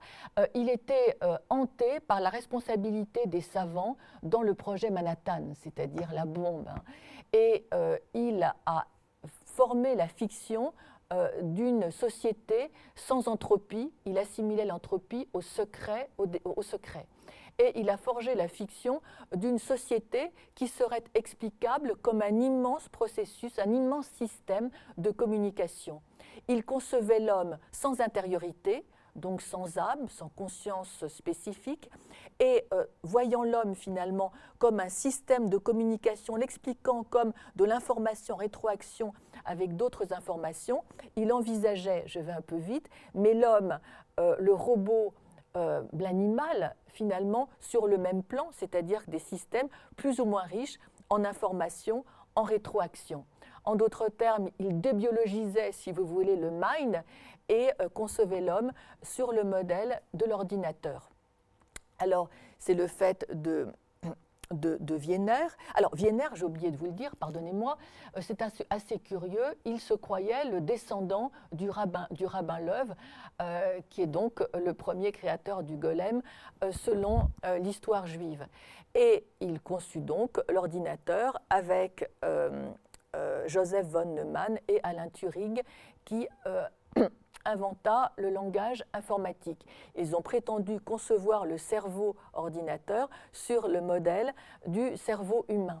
Alors, et d'ailleurs, un personnage qui est venu en Israël beaucoup plus tard inaugurer un ordinateur nouvellement créé, l'a baptisé Golem. Alors vous voyez bien que selon la version cybernétique, il y a une déviation du mythe du golem. Parce que dans le mythe tel que je vous l'ai décrit, l'homme fait face à l'homme qu'il a créé et est terrifié par la possibilité d'un homme sans âme. Dans la version cybernétique du golem, puisque Wiener appelle l'ordinateur un golem, le golem n'est plus du tout effrayant, puisque Dans le premier cas, il y a un homme qui a une âme et une créature qui n'en a pas. Dans l'autre cas, personne n'a une âme. C'est une pure fiction. L'intériorité n'existe pas. Donc, la cybernétique imagine donc un homme face à un ordinateur qu'il a fabriqué et qui est beaucoup plus puissant que lui. Si l'être humain est concevable comme un programme, à ce moment-là, on peut imaginer que le programme est tout le temps plus riche. Et avec cette vision cybernétique du golem, on a un homme fabriqué qui est potentiellement, puisqu'il est améliorable, potentiellement plus fort que l'homme né. Et advient à ce moment-là ce courant de pensée qui est si fort aujourd'hui, a été initié par Gunther Anders, en 1954. Le moins qu'on en puisse dire, c'est qu'il était assez visionnaire et très fort. Ce courant s'appelle la honte prométhéenne. Voici que l'homme né a honte par rapport à l'homme fabriqué et se dit que en tant que né, il souffre de tout ce qui est lié à la naissance, la maladie, la vieillesse, la mort, etc., alors que l'homme fabriqué jouit de la calme sérénité des machines. Donc, on va arriver aux cartes. On a donc en face de nous le mythe du golem et puis, ce qui n'est pas un mythe, mais la version cybernétique du golem. Le problème, voyez-vous, c'est que le public est tellement nourri et par l'histoire du golem via Frankenstein et l'histoire de la cybernétique qu'on a tendance à mélanger un golem qui est un homme sans âme, qui est terrifiant, un monstre, et l'ordinateur. Et tout ça, ça nous donne la fiction du robot, l'imaginaire du robot tel qu'il circule dans la société. Oui, il faut que je me dépêche. Je voudrais simplement, pour vous convaincre, vous permettez, j'aurai 5 minutes de retard, mais c'est juste pour vous convaincre qu'on a extrêmement on a un mal énorme à définir l'être humain tel qu'il est aujourd'hui. Du coup, je vous raconte une histoire, ça vous reposera. C'est tiré de Vercors, Les animaux dénaturés. Et c'est un petit livre infiniment agréable à lire et génial. Ça raconte l'histoire d'un groupe de savants qui part en Nouvelle-Guinée pour on ne sait quoi, accompagné par un journaliste qui est le narrateur. Et pendant qu'ils sont en Nouvelle-Guinée, ils rencontrent, ce qui est inattendu, des singes. Et ces singes sont tellement humains qu'ils se disent « mais bon sang, mais c'est bien sûr, c'est le chaînon manquant ». Et ils apprivoisent d'une certaine façon des singes, et ce sont des chercheurs, donc ils donnent de la publicité à leurs recherches. Et voici qu'un Australien, qui est un industriel, se dit « mais c'est formidable, je vais pouvoir faire travailler ces singes, ces tropies, comme esclaves dans mes usines ». Et alors évidemment, les malheureux chercheurs disent « on ne voulait pas ça, c'est horrible, mais est-ce que ces singes sont des hommes ou est-ce que ce sont des animaux ?» Ah ben, ils s'aperçoivent qu'ils ne savent pas. Pourtant, il y a un jésuite, il y a un anthropologue, il y a tout ce qui est, toutes les... Alors, l'histoire assez amusante que raconte Vercors, c'est que le journaliste arrive à faire passer une femelle tropie en Angleterre, là inséminée artificiellement avec sa propre semence, et cette femelle tropie donne naissance à un petit. Et le journaliste étouffe le petit à la naissance, le tue, appelle la police, se constitue prisonnier et fait en sorte qu'il y ait un procès retentissant. On fait venir les plus grands savants du monde entier pour savoir s'il est un criminel, un assassin, il a tué un être humain, un bébé, ou alors il a simplement, ce qui n'est pas bien, mais tué un animal. Et on s'aperçoit que personne ne sait définir l'être humain. Un être doué d'une âme, mais l'âme n'existe pas. On ne sait pas définir l'être humain. Donc le mythe du golem est bien une histoire qui pose ce type de problème. Alors maintenant, la constellation, est-ce que vous préférez ça ou ça? Là, les deux slides sont identiques. Dans celle-ci, il n'y a pas les noms et les dates, des auteurs et les dates. Là, ils y sont. Je ne sais pas si c'est lisible ou pas. La première ou la deuxième? La deuxième. Bon, très bien. Alors là, je vous parle de constellation. La constellation, je l'ai évoquée au départ. Là, vous avez l'imaginaire mythique de notre époque, le nôtre, mais simplement, évidemment, en Occident. C'est-à-dire que le mythe du golem, comme le mythe de Prométhée au XIXe, comme le mythe de Don Juan au XVIIe et XVIIIe siècle, cette histoire est racontée sans arrêt. Mais elle est forcément en lien avec d'autres histoires. Et l'imaginaire technique ici, je vous le représente avec d'autres mythes que je vais donc développer, le mythe de Golem étant un mythe majeur. et avec mention de films essentiellement extrêmement célèbres. Alors, certains d'entre vous ne connaissent peut-être pas forcément ces films-là, ne les ont pas forcément tous vus, mais leur intérêt, si vous voulez, c'est qu'ils ont été acceptés globalement par tout le public occidental, qui s'est reconnu dans ce film, qui a aimé ces récits. Alors, c'est présenté de telle sorte que ici, vous avez un ruban. Alors j'ai mis avant, pour un historien c'est un peu scandaleux, mais avant le XVIIIe siècle, et puis des récits au XVIIIe, XIXe, XXe, XXIe siècle. Là, c'est le mythe du robot dont je vous ai parlé. Ce mythe apparaît dans le mythe du golem, pardon, dans la Bible et le Talmud. Dans un psaume, Adam dit « J'étais un golem avant que tes yeux m'aient vu ». C'est Adam qui s'adresse à Dieu. Le Sefer Yetzira, c'est le livre de la création, et le Maharal de Prague utilise le Sefer Yetzira pour créer le premier golem. Ensuite, on a Frankenstein, l'Ève future. Sipurim, c'est un recueil d'histoires de golem qui est paru donc entre ces dates-là, au XIXe siècle, Rour de Čapek, et puis j'ai mis l'Odyssée de l'espace, Blade Runner, Heure et Transcendance. Et évidemment, ce mythe a été fait en fonction de celui-ci, qui est le mythe d'anthropogénèse biblique. Et puis après, je dois vous l'expliquer, mais tout est toujours conçu sur le même principe, c'est-à-dire ce ruban qui va des origines jusqu'au XXIe siècle, avec mention de textes choisis, de textes ou de films choisis parmi les plus connus. Le mythe du complot est extrêmement courant, extrêmement important aujourd'hui. Comment l'expliquer? Le mythe du complot, c'est on nous manipule, on ne nous dit pas tout. Vous savez, c'est omniprésent. Dès que ça ne va pas, dès qu'il y a une crise, le mythe du complot fonctionne. Alors pourquoi est-ce qu'il fonctionne si bien ici? Alors j'ai noté Homère. Dans Homère, les dieux s'amusent avec les hommes, machinent toutes leurs histoires et s'amusent bien en ce sens. Donc les hommes sont manipulés. Ce mythe a beaucoup de succès aujourd'hui. Parce que si effectivement on quitte cette idée d'un monde prométhéen finalement, où il y a un Dieu qui garantit l'ordre du monde et finalement un Dieu qui peut être bienveillant et qui s'occupe de nous, on ne sait pas du tout ce qu'il en est, en sorte que l'humanité pourrait bien être bricolée, machinée, manipulée, par des robots ou par des extraterrestres, pourquoi pas, des extraterrestres, Men in Black, Dark City. J'aurais pu mettre Terminator pour les robots, Oblivion pour les extraterrestres, robots pour Matrix. Cette idée, évidemment, qu'on nous ment et que nous ne sommes jamais qu'un enjeu. Alors, la liaison entre le mythe du complot et le mythe du golem est tellement forte que dans 2001, l'Odyssée de l'espace, souvenez-vous, le cosmonaute survivant a enfin détruit Hal, le golem. Et le golem qui est puissant, qui a une sensibilité, etc., etc.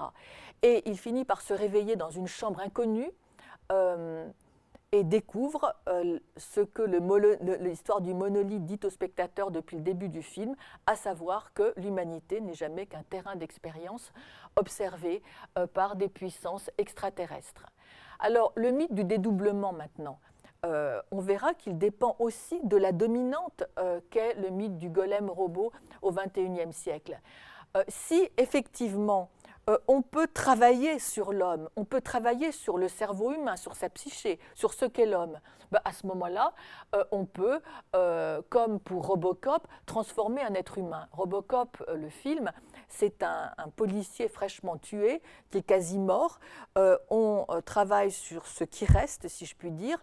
On vide sa mémoire et on en fait une sorte d'hybride d'homme et de robot, on pourrait dire de cyborg, programmé pour être un policier invulnérable. Mais voici que, retenez-le parce qu'on va s'en servir, voici que ce malheureux fait des cauchemars, sa mémoire de ce qui s'est passé revient et c'est toute l'histoire, il est mi-homme, mi-robot, l'humanité reprend en quelque sorte le dessus. C'est également le cas avec Total Recall de Verhoeven, on a trafiqué la mémoire d'un individu, pourquoi se gêner puisqu'elle est accessible, pour lui faire différentes choses. Cette idée de la possession apparaît ailleurs, donc Dr. Jekyll et Mr. Hyde, une possession diabolique par une erreur en quelque sorte de manipulation. Le savant fou s'applique à lui-même ses propres erreurs. Puis il y avait le thème de la possession dans l'Antiquité, le berserker. J'aurais pu parler des bacchantes, hein, on peut tout faire. Alors l'Apocalypse, alors le terme est mal choisi, mais l'Apocalypse c'est en gros, j'ai mis sous ce terme d'Apocalypse qui est encore une fois mal choisi, cette idée selon laquelle tous ces récits, toutes ces histoires se placent dans une nature humiliée. Pensez à Soleil Vert, par exemple, c'est horrible. Enfin, il y a l'écologie, la nature est abîmée, il n'y a plus d'arbres, il n'y a plus rien, tout est souillé. C'est une ambiance véritablement de fin du monde. Ce qui permet déjà de voir que notre imaginaire, puisque finalement c'est le déploiement de notre imaginaire technique, il est franchement pas gai. C'est normal que nous soyons pessimistes, notre imaginaire le crie. Et puis, alors, le vampire, j'ai mis le vampire qui ne se raccroche pas au golem, parce qu'évidemment, notre imaginaire est plus large que ça, mais ça m'a paru intéressant, car il est surprenant que la notion du vampire, le mythe du vampire, ait un tel succès. Écoutez, il est macabre, il est funèbre, c'est répugnant, il n'y a même pas, c'est une sorte de version parfaitement dégradée de Don Juan, car Don Juan a le cœur froid. Enfin, c'est un mythe, de toute façon, c'est un stéréotype, ce n'est pas un être humain véritable. Il a le cœur froid, mais dans le temps de la possession, dans le moment du clos, si je puis dire, de la déclaration de la passion, il y a quelque chose de très fort. Il y a échange entre ces femmes et Don Juan. Sinon, elles ne seraient pas émues à ce point-là. Il les accouche en quelque sorte. Elles deviennent véritablement une personne libre. Là, il ne s'agit que d'une consommation sanguine de la proie amoureuse. Le mythe du vampire est absolument sinistre. Pourquoi est-ce qu'il nous intéresse comme ça? Mais parce que nous sommes obsédés par l'eschatologie. L'eschatologie, c'est ce qui se passe après la mort. À la limite, avoir une âme, on s'en fiche. Ce qui nous importe, c'est de savoir pourquoi nous vivons et s'il se passera quelque chose quand nous serons morts. Or, le vampire n'a pas d'âme, mais il est immortel. C'est en cela qu'il est fascinant. Alors, en rouge, j'ai noté les rêves ou l'innovation. Il y a dans l'Iliade, il y a des statues qui bougent toutes seules auprès d'Héphaïstos. On a fait des automates, rien à voir avec le golem. L'automate veut tromper, mais il fait des choses simples. Mérimée, un des plus beaux textes la Vénus d'Île, un des plus beaux textes de Mérimée, L'homme au sable de Hoffmann, tout ça est complètement étranger au mythe du golem. Ce sont des fictions, mais qui ne respectent pas les séquences du mythe. Enfin, quand je dis que je ne respecte pas, ce n'est pas qu'il faudrait les respecter. Simplement, c'est étranger au mythe et puis le rêve des créatures virtuelles et des avatars. Alors là, de nouveau, c'est le même, je vous mets le plus arrangé. C'est exactement la même histoire que ce que je vous avais proposé précédemment. J'ai rajouté Pygmalion, parce qu'il y a beaucoup de gens qui associent le mythe du golem et de Pygmalion, et c'est idiot, c'est une erreur. Parce que le mythe de Pygmalion est un mythe heureux, et au moins la confusion...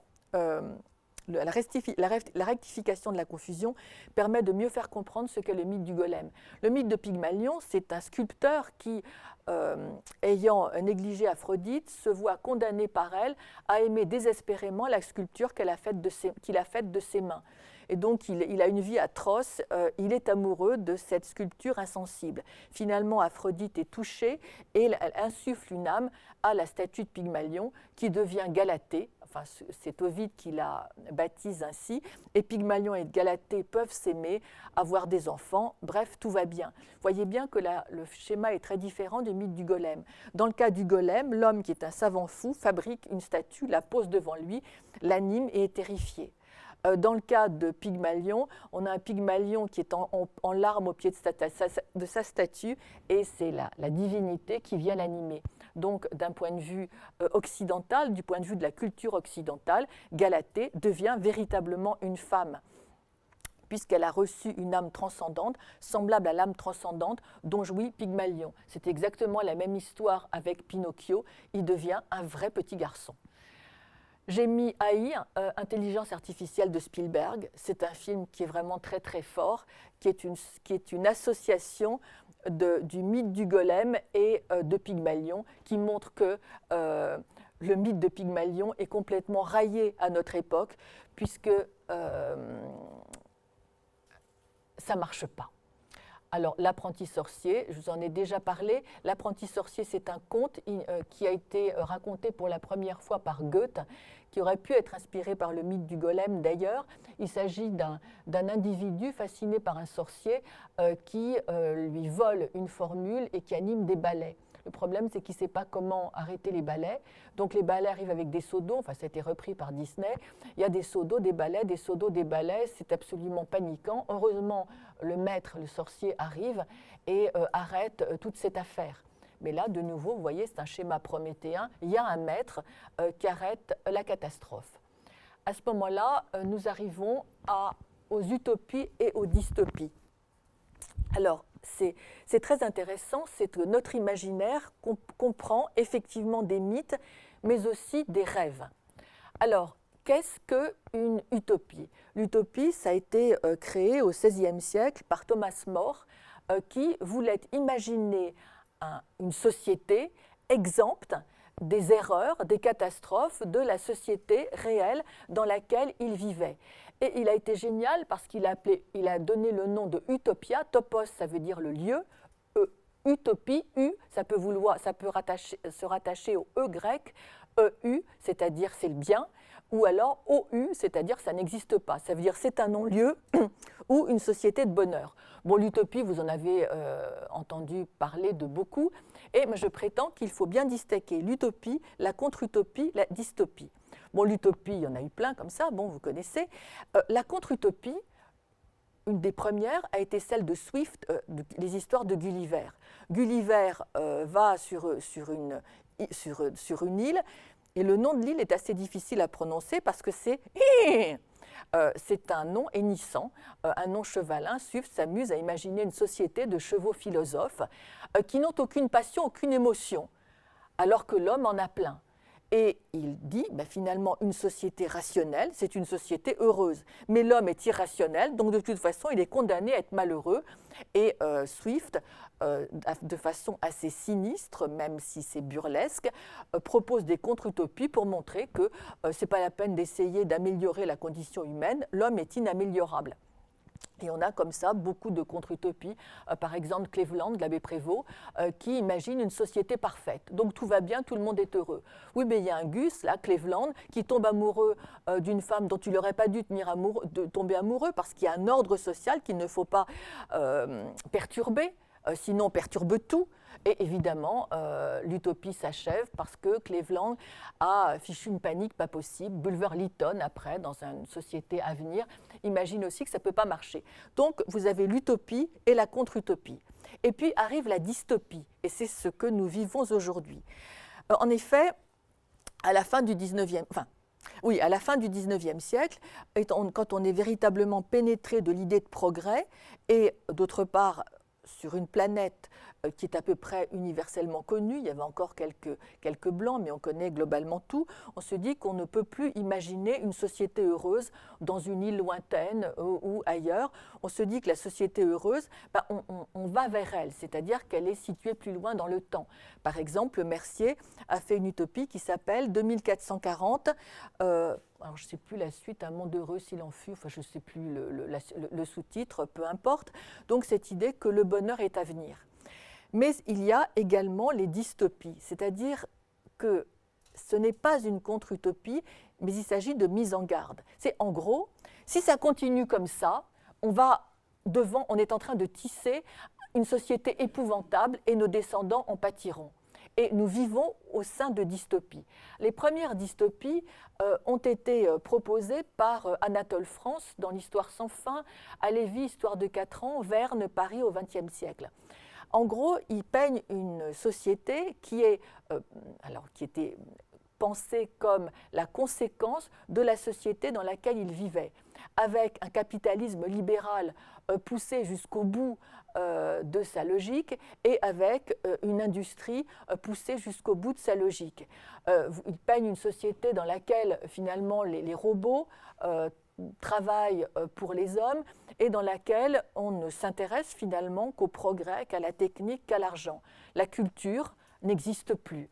Jules Verne imagine donc au XXe siècle on l'a déjà passé, hein, une société dans laquelle il n'y a plus de théâtre, il n'y a plus de romans, il n'y a plus d'opéra, il n'y a plus rien, parce que finalement les hommes ne veulent que du matériel. Anatole France imagine qu'il n'y a plus de nature, il y a quelques réserves par-ci par-là, puis des bombes éclatent. Il y a Robida également, une société ces utopies sont intéressantes à lire pour nous parce qu'elles nous concernent toujours. En gros, ce sont des catastrophes écologiques et surtout des catastrophes culturelles.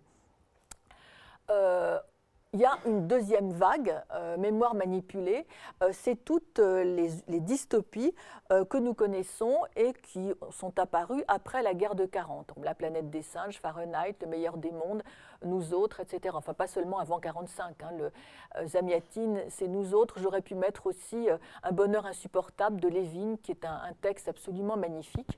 Alors là, il s'agit toujours de mémoire. Et ces auteurs se disent, mais supposons qu'un pouvoir autocratique, despotique, quelles que soient ses intentions, bonnes ou mauvaises, essaye de contrôler la mémoire historique. À ce moment-là, ça donnerait effectivement des dictatures, et ils travaillent là-dessus. Et après, nous avons les dystopies que nous avons déjà envisagées ensemble, Minority Report, Matrix, Dark City, etc. C'est-à-dire qu'on utilise des mythes, bien sûr, mais qui peuvent avoir une fonction dystopique. Alors pourquoi vous parlez de cela, de ces dystopies? C'est parce que tout ce qui est utopie et tout ce qui est dystopie porte un jugement sur nos sociétés telles qu'elles est actuellement. Et la dystopie, vous le voyez bien, pose un diagnostic sur la difficulté du mythe du golem. La difficulté du mythe du golem robot montre que nous ne savons pas ce qu'est l'homme. Nous nous lançons dans une société qui s'intéresse aux robots, qui s'intéresse à l'homme augmenté, mais c'est quand même bizarre de vouloir augmenter ou transformer un être qu'on ne sait pas définir. On ne sait pas ce qu'est l'homme, on veut l'augmenter.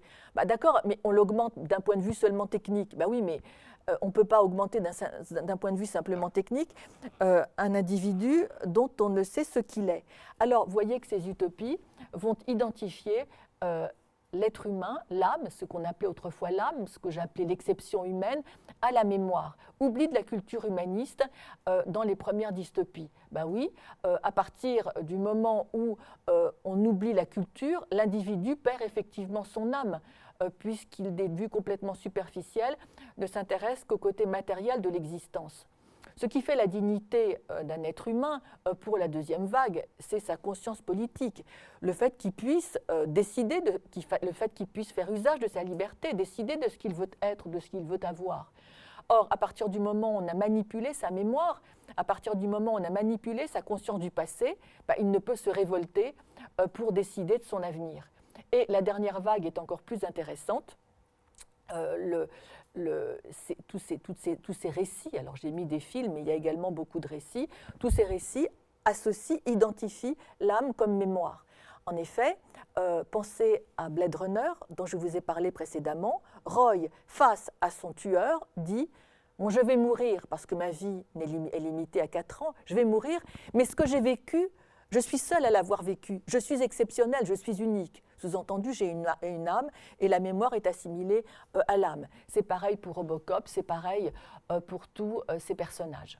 Alors, je commence à mordre sur mon temps là, donc je vais vous parler plus précisément des utopies de notre époque. L'utopie, elle est à envisager en même temps que le mythe, pour une fin très simple, vérifier si on s'est trompé dans cet examen de l'imaginaire d'une époque. Je vous ai parlé du mythe du golem. J'ai essayé de vous tracer cette constellation de ce mythe du golem, cette constellation mythique. Maintenant, je peux m'être complètement trompée. Alors, c'est pour ça que je vais regarder les utopies et les dystopies. Une utopie, dans la mesure où elle essaye de peindre une société meilleure que la société actuelle, suppose qu'elle a diagnostiqué les maux de la société actuelle et veut les pallier. On est bien d'accord. Donc, si la société actuelle, peinte par l'utopie, pallie les maux dénoncés par le mythe, c'est que l'interprétation du mythe est correcte. Alors, l'utopie contemporaine, elle est ou technologique, utopie post-humaine, enfin post-humaniste, transhumaniste, ou écologique, l'écologie radicale. Ce sont les deux grandes utopies qui partagent notre temps.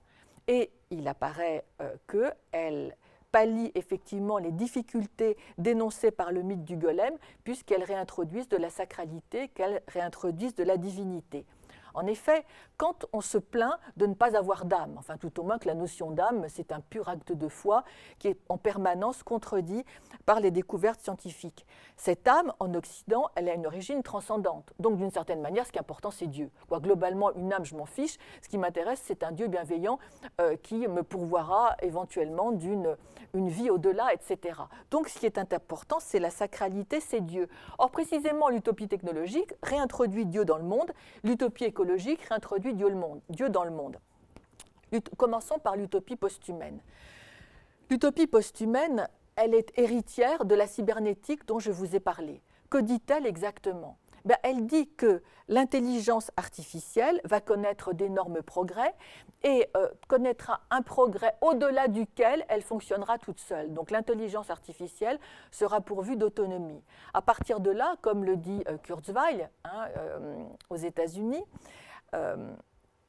directeur d'un des programmes de Google, Kurzweil dit que lorsque l'intelligence artificielle sera autonome, à ce moment-là, l'humanité aura vécu.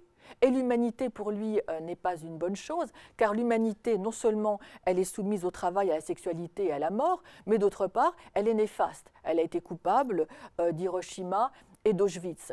Donc, tant mieux, on laisse de côté l'humanité et on arrive dans une post-humanité. Comment définir nos successeurs ? Comment définir ce que Kurzweil appelle la singularité ? Donc, il est post-humain, pas transhumain, ce qui est moins radical. Le post-humanisme, c'est une vision radicale et post-darwinienne du monde.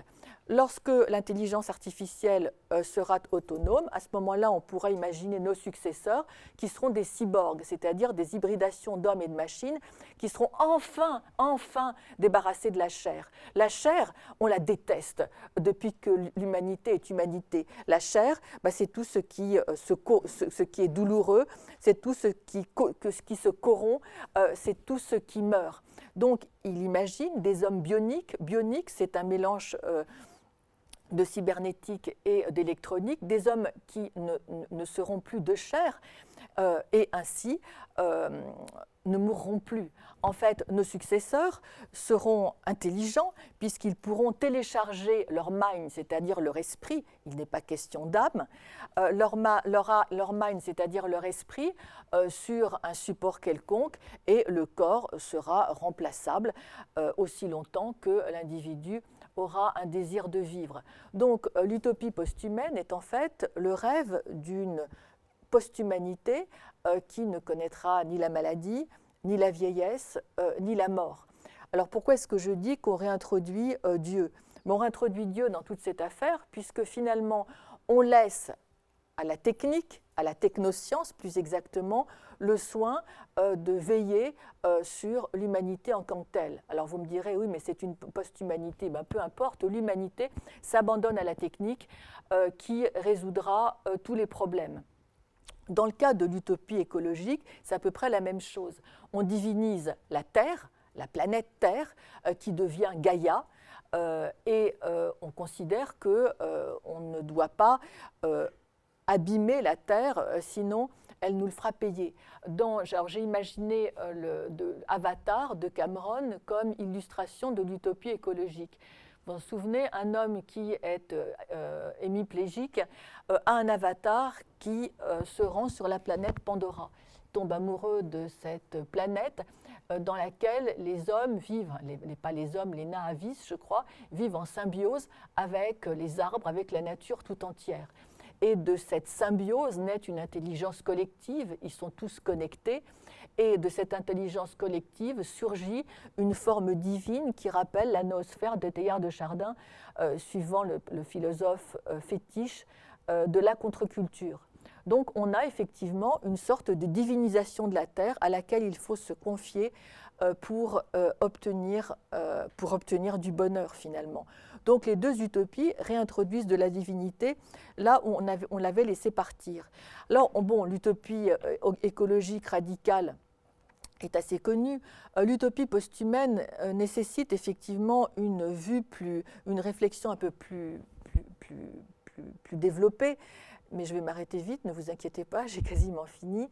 L'utopie post-humaine nécessite de la réflexion parce qu'elle peut sembler héroïque. Je dis finalement, l'humanité est capable de renoncer à elle-même parce qu'elle se dit que vraiment, elle est pas, c'est une sale espèce, l'être humain est un sale animal, et il vaut mieux finalement renoncer, et le mérite de l'humanité, c'est de mettre tout en œuvre pour œuvrer à l'intelligence artificielle et la laisser continuer toute seule. Mais quand on regarde ce que rêvent les post-humanistes, on est quand même il y a de quoi quand même être un petit peu inquiet. Il semble que ce ne soit pas finalement si héroïque. Car les successeurs, évidemment, les modalités du passage de la société malheureuse à la société heureuse ne sont pas très claires, comme c'est toujours le cas dans le genre utopique. L'utopie post-humaine pose effectivement que l'être humain n'a pas d'âme, n'a pas d'intériorité, n'a pas de conscience comme telle. Tout est explicable par le mind, tout est calculable. Donc l'homme est effectivement le fruit d'interactions entre molécules. Seulement, ce post-humain n'a pas de chair. Vous savez, dès la gnose, c'est-à-dire dès le Moyen-Âge, il y a cette aversion pour la chair qui est à l'origine de nos souffrances. Donc le post-humain, il n'a pas de chair. Mais s'il n'a pas de chair, il n'a pas de sensation à proprement parler, il n'a pas de sensorialité, donc il n'a pas d'émotion, il n'a pas de passion. On n'a jamais de passion dans les utopies.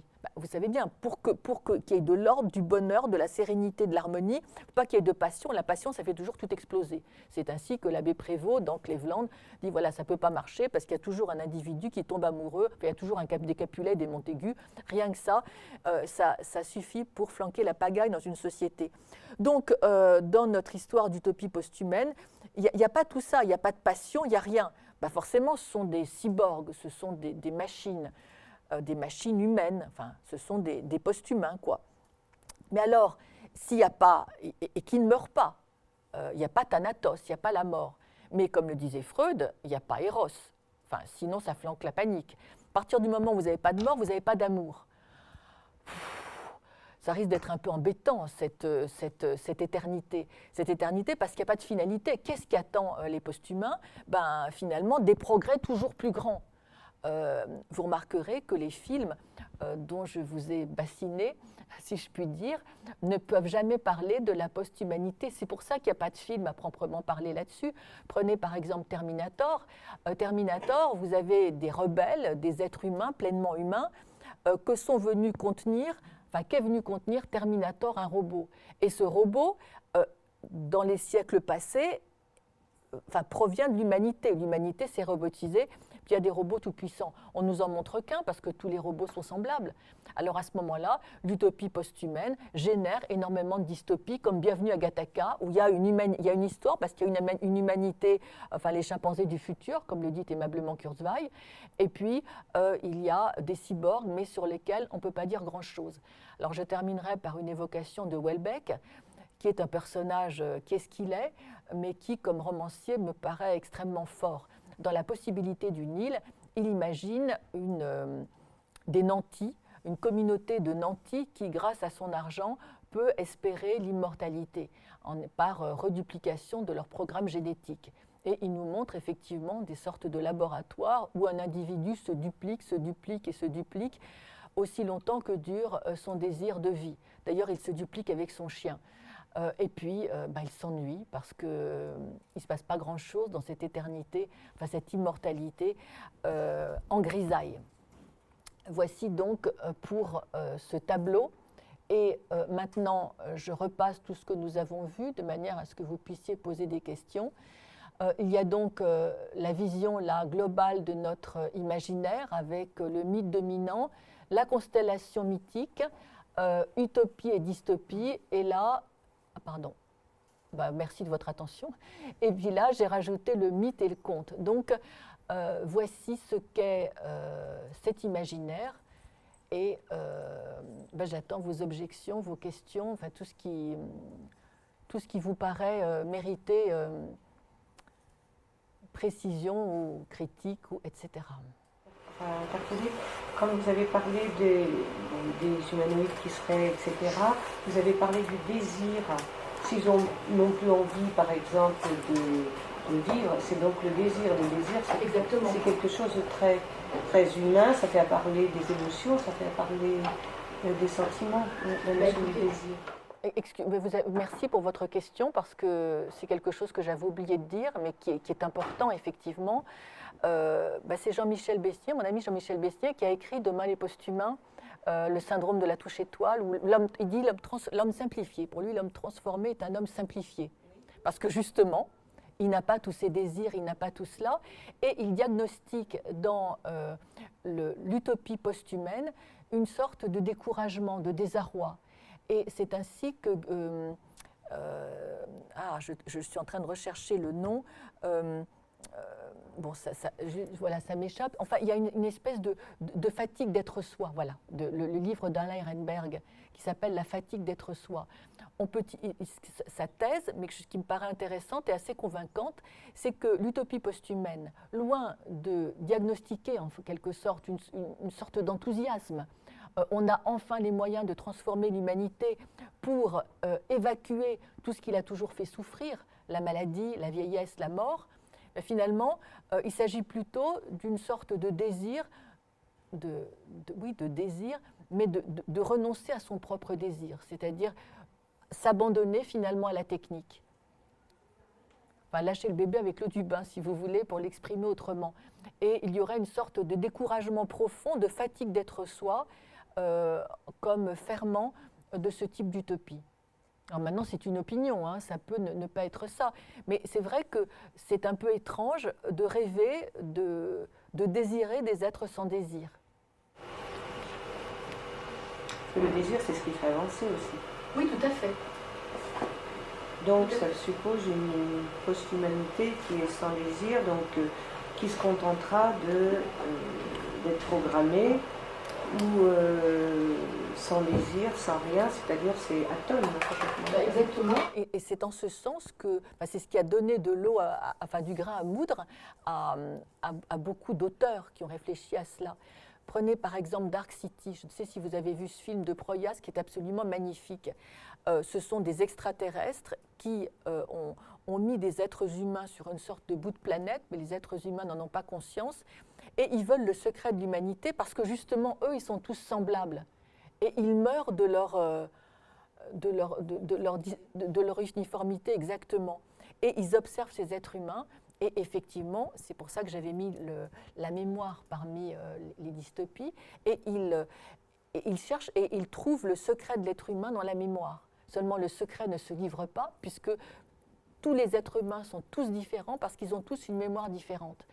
Et je vous avoue que quand j'ai trouvé cette histoire de mémoire, donc déclinée en 3 étages, perte du patrimoine culturel, perte de la mémoire collective et perte de la mémoire individuelle, ça m'a paru intéressant parce que ça m'a paru véritablement confirmer cette angoisse concernant la nature de l'âme humaine et cette espèce de transfert de l'âme humaine vers la mémoire. On ne parle plus d'âme parce que c'est obsolète, mais on va parler véritablement de mémoire comme ce qui individualise un individu, garantit son unicité, son irréductibilité. C'est une vision qui me paraît assez intéressante. Et donc, effectivement, des cyborgs, tous pareils, sont uniformes. Alors, oui. Il y a aussi un parallèle que je fais, qui me semble intéressant et qui a un rapport avec l'actualité directe, notamment des événements qui se sont passés. On va parler des djihadistes, à qui on enlève une partie de mémoire quand on fait des lavages de cerveau, donc on fait des sortes de... on programme des machines pour, dans un but bien précis, on enlève quoi? La mémoire, on enlève un désir, un sens, comment ça se passe par exemple? Comment on pourrait définir ces espèces de robots qui ont été humains, qui ne le sont plus à un moment donné parce qu'il y a une intervention de l'homme pour enlever quelque chose et pour les programmer pour autre chose. La métaphore que vous utilisez, programmation, est intéressante, puisqu'effectivement, elle est en plein. Bon, là, c'est une question plus. C'est un sujet un petit peu brûlant, peut-être, mais on peut aussi se poser la question qu'est-ce qu'on a fait à ces gens-là? On les a déprogrammés quelque part. Oui, ou en fait, ils ne trouvent pas de sens, et donc le barbare, vous savez, c'est celui qui rentre, qui chevauche dans les palais, qui casse tout ce qu'il ne comprend pas. Donc la barbarie, c'est une forme de déshumanisation, c'est-à-dire de refus d'une culture qui n'a pas, qui est inaccessible, incompréhensible, répulsive. C'est difficile de la faire rentrer là-dedans, mais effectivement, la métaphore convient bien.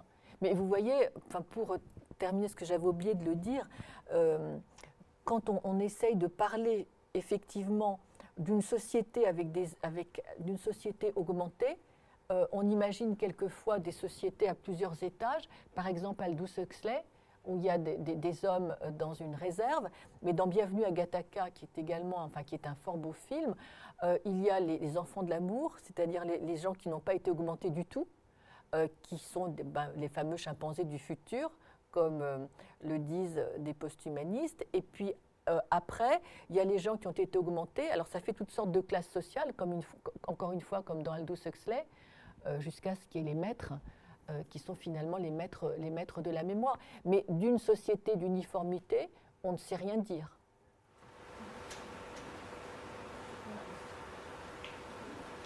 Je voulais vous poser, c'est pas vraiment une question, c'est plutôt une interrogation, parce que qui est en lien avec l'écart qu'il y aurait entre notre imaginaire et la réalité de notre environnement technique, technologique, des changements éventuels ou pas en cours dans la société.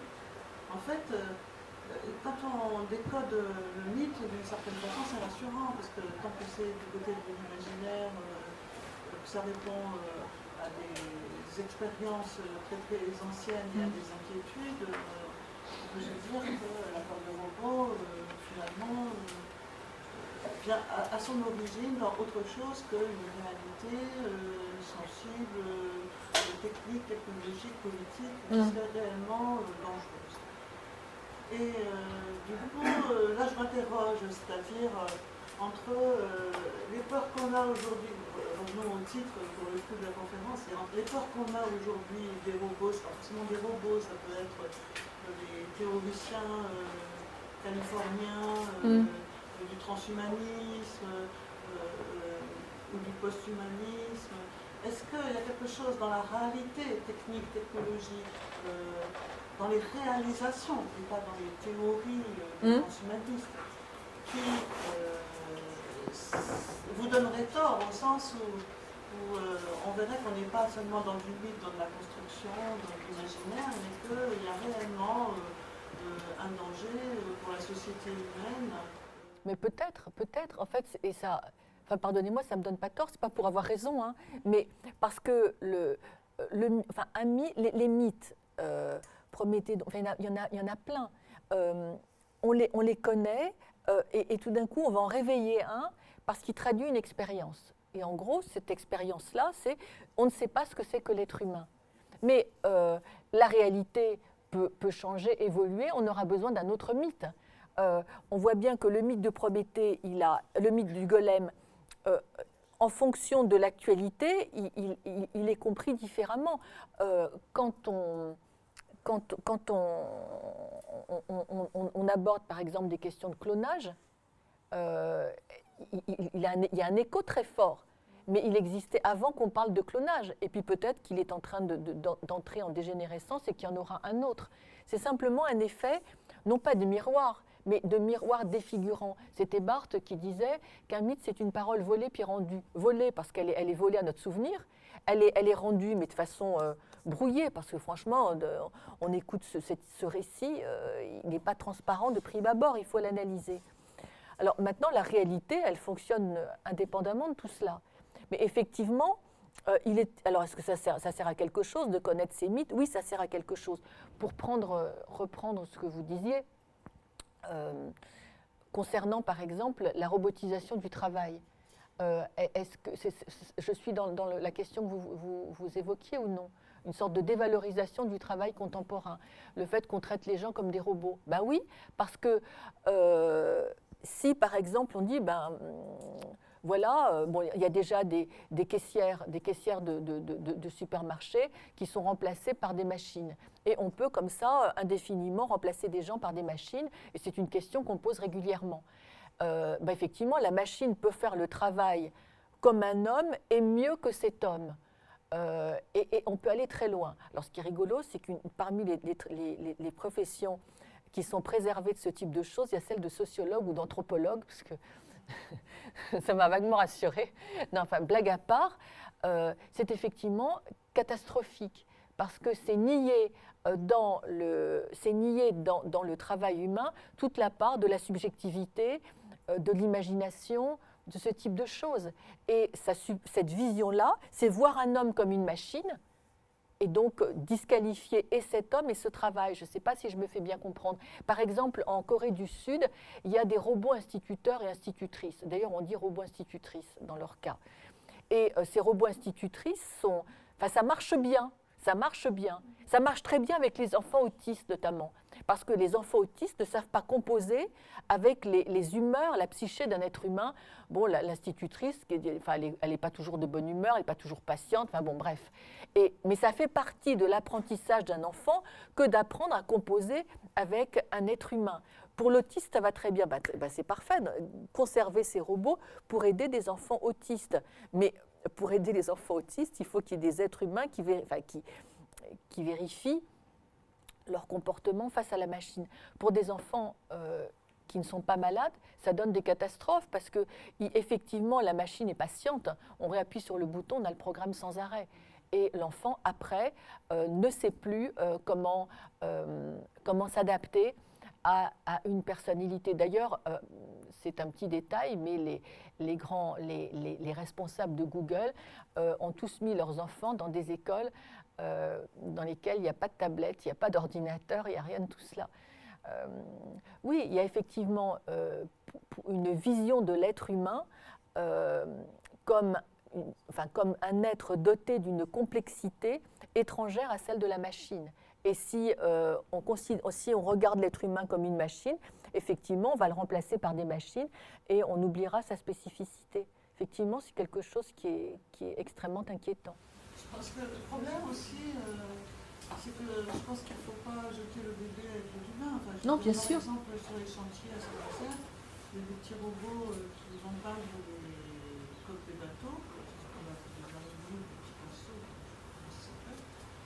Mais en même temps, le boulot qui a été fait qui est d'ailleurs encore souvent fait par des êtres humains quand il s'agit de peindre les coques, c'est très dangereux, ça donne des maladies, les peintures sont toxiques, on peut tomber dans l'escabeau. Ce que je veux dire, c'est que finalement, faire un travail insalubre par un petit robot, c'est bien aussi. Ou tout le monde a entendu ce matin à la radio qu'il y avait un petit robot qui avait été chercher un sac en Belgique où on pensait qu'il y avait une bombe. C'est mieux de tuer un robot que de tuer un être humain. Voilà. Après, quelle est la limite entre le moment où il est nécessaire qu'il y ait de la subjectivité, de l'émotion, de l'interaction, pour faire de l'intelligence, de la sensibilité, pour faire un travail, le moment où le travail c'est rien du tout, que aussi bien le faire par des robots. Parce que moi je pense quand même qu'un robot sur une chaîne chez Renault, c'est mieux qu'un robot qui tape toujours sur les boulons. Voilà. Totalement. Donc il faut, en fait, c'est tout le problème qui est mentionné par le mythe. Pour pouvoir faire la part des choses, comme vous disiez, ce qui relève de la robotique et ce qui relève de l'humain, il faut savoir précisément ce qu'est l'humain. Et le fait que le mythe nous fascine, parce qu'en fait cette histoire, mais c'est comme le mythe de Prométhée, on en a vite fait le tour, c'est toujours la même chose. Et c'est curieux, c'est que ça nous intéresse à ce point. On se pose le problème de l'humanité de l'homme. Vous savez, j'étais allée voir Her, le film. J'aime pas ces types de films. Et depuis que je travaille là-dessus, je passe mon temps au cinéma à regarder des films qui ne me plaisent pas. C'est une véritable calamité. Et j'étais donc allée voir Heure et je me disais, ben voilà. Hein. Puis d'un coup, sapristi, voilà que ça recommence. C'est le mythe du golem. On n'arrive pas à s'en dépêtrer. Et il est très récent, ce film. Vraiment, quand on dit, par exemple, sortir de l'humain, jusqu'où a-t-on le droit d'aller, mais on ne sait pas d'où on part. Voyez-vous, c'est ce qui crée véritablement une gêne.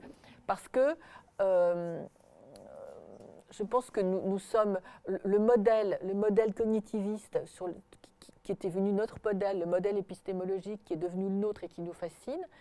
Nous oublions que ce n'est qu'un modèle.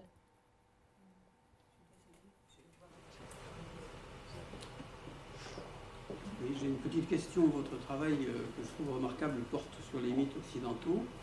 Est-ce que vous avez travaillé sur d'autres mythes? Je pense notamment, est-ce que vous avez travaillé sur la pensée chinoise, sur la pensée asiatique, au Japon, en Chine? Ou est-ce qu'il existe des travaux qui, de même ordre, porteraient sur cette pensée ou cette mentalité? Si je le savais, je me jetterais dessus.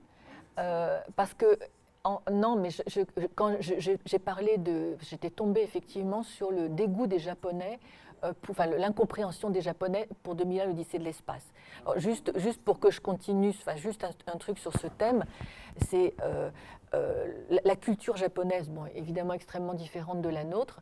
Lorsqu'ils ont été battus lors de la guerre de 40, on a vu très vite apparaître Astro, le petit robot.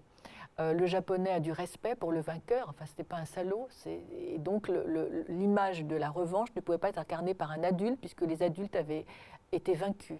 Donc les espoirs ont été mis dans un enfant et dans un robot. Enfin, enfant et robot sont devenus symptomatiques finalement de l'espoir dans l'avenir. Maintenant, c'est vrai que la mondialisation culturelle fait que les films que j'ai évoqués sont tout à fait connus au Japon, donc il n'y a plus cette réaction qui datait de la sortie de 2001, l'Odyssée de l'espace. Pour répondre plus précisément à votre question, non, parce que je ne connais rien, parce que effectivement, mon travail m'a amené à poser attendez, je reviens en arrière. Voilà. La proposition 4, de la proposition 4 à la proposition 6, c'est vraiment mon travail de recherche. Donc déjà, il faudrait que je tombe sur des gens qui partagent ces mêmes choses. Donc c'est déjà compliqué. Non, c'est déjà compliqué. Alors, des chercheurs qui travaillent là-dessus, je n'en connais pas. Et effectivement, j'ai eu des étudiants de mon école qui m'ont posé le problème de l'universalité des mythes. Alors c'est vrai que, en gros, les mythes de cosmogenèse sont à peu près partagés dans le monde entier. Vous savez, c'est une grosse boule, le ciel et la terre se séparent, et par scissiparité, en quelque sorte, on part de l'indifférencié à la différence. Et dans la douleur, peut-être qu'il y a cette espèce d'expérience de la naissance qui a inspiré ces mythes. Mais globalement, les mythes sont assez différents, même si, comme le disait Lévi-Strauss, on trouve en Europe, en Asie, en Afrique, en Amérique, l'histoire d'un peuple de nains chasseurs d'oiseaux aquatiques, quand même assez curieux. Mais on ne sait pas, d'ailleurs, le charme, par exemple, des dessins animés de Miyazaki, c'est extraordinaire, parce qu'on n'y comprend rien, on ne sait jamais ce qui va se passer. Vous parliez de la Chine, les contes de fées chinois sont sans arrêt déconcertants, parce que les chaînes symboliques ne sont pas les nôtres. Et non, je ne sais pas. Je ne sais pas du tout. Mais en l'occurrence, la robotique, c'est un exemple extrêmement intéressant, puisqu'on ne partage pas du tout le même point de vue en Asie et en Europe. La perception de la modernité, elle est très différente. Exactement. Selon qu'on la nourrit ou pas par des types de mythes, même si on peut penser qu'il y a une forme d'universalité, en tout cas pour des mythes fondateurs en quelque sorte, mais l'adaptabilité et l'attitude que l'on adopte par rapport à ces mythes dans leur version moderne me semble très différent justement selon que l'on est en Occident ou en Asie, et je pense moi plus naturellement en Chine. Et c'est pour ça que l'imaginaire est tellement, pour moi, me semble défini comme pensée mythique et symbolique, parce qu'après on peut l'imaginer autrement. Il me semble vraiment intéressant. D'ailleurs, quand on parle de la spécificité humaine, j'évoquais la mémoire, mais une question que vous posez, j'ai évoqué Günther Anders, et tout à l'heure en vous répondant, mais l'idée m'est passée, puis elle est passée trop vite, je ne l'ai pas retenue.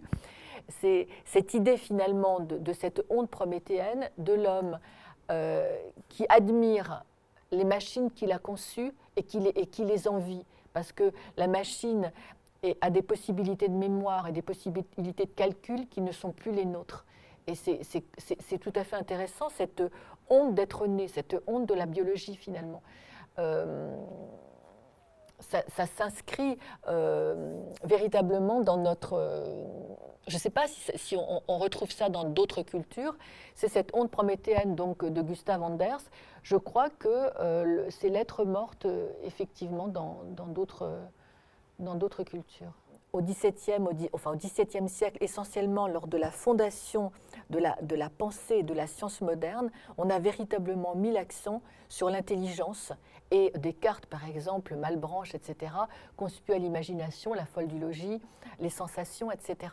Et alors qu'aujourd'hui, lorsque on essaye de revendiquer l'humain par opposition à la machine, on met l'accent sur l'imagination, sur tout ce qui déroge à ce type de choses, ce qui me paraît finalement une espèce de renversement assez intéressant.